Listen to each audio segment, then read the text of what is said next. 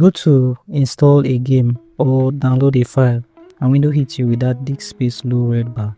Most people think that the solution is to delete their precious files or get more physical drive. In this video, I'll show you how to use your Google Drive, OneDrive or Dropbox as high-speed virtual hard drive. So maybe you want to be able to access your online drive on your computer, copy and paste, edit or even view documents.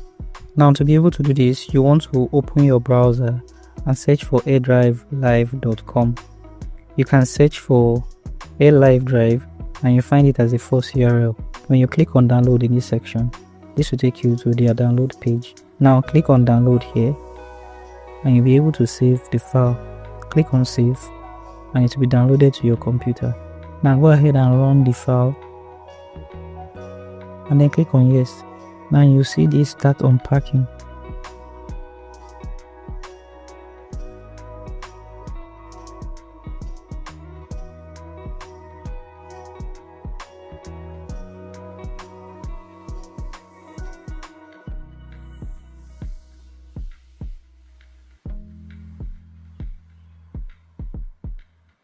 Choose your language in this section and then click on OK. Next is the installer. Click on next, then click on I accept the terms of the license agreement. Click on next and then click on install. This will start installing all the components and plugins on your computer.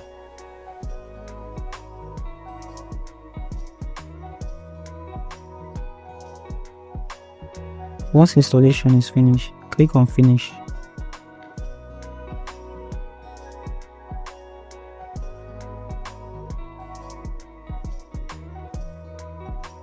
This should launch the app. Once the app is opened, you add a cloud disk. You want to click on add in this section. So for a free account, you can add up to 3 different cloud services. If you want more, you have to join their subscription. In this video, I'll be using Google Drive. Click on Google Drive. This will start opening your browser. Select your Google account in this section and then click on continue. Here you want to choose on this and then scroll to the bottom and then click on continue, and this will connect to your Google Drive account. Now you can close this and then on the app you see your account has been added. You can give your account a different alphabet for identification in this section, and you can also click in the gear icon in this section here to make changes before you establish a connection each time. So you can connect as startup, mount as read-only. If you want to be only read-only, you will not be able to make edits. You can choose in this section here. You can also give it a display name, choose a couch folder for it, and other settings in this section. And if you want to enable background uploads, you can select it in this section here.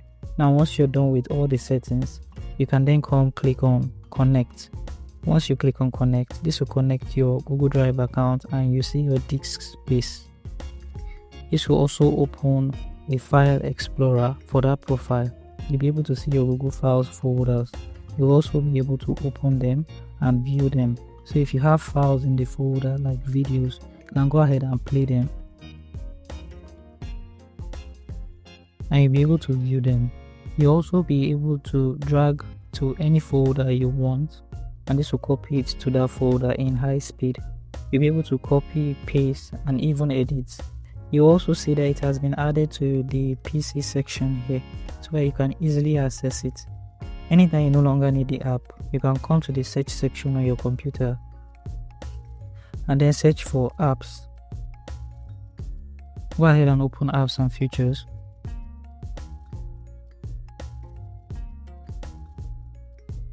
And then you want to click on the 3 dots here and then click on uninstall.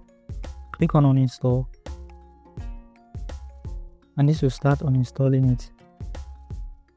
Click on OK and then click on uninstall.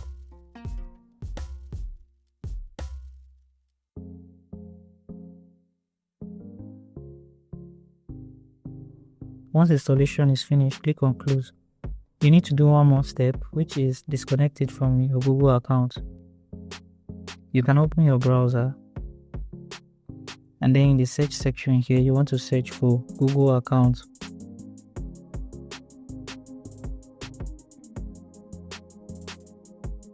and this will bring you here. So simply click on the first option here. I'm going to expand on this.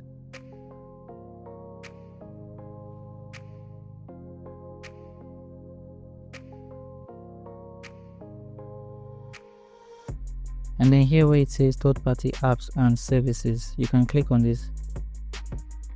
Scroll down here and then click on Air Live Drive.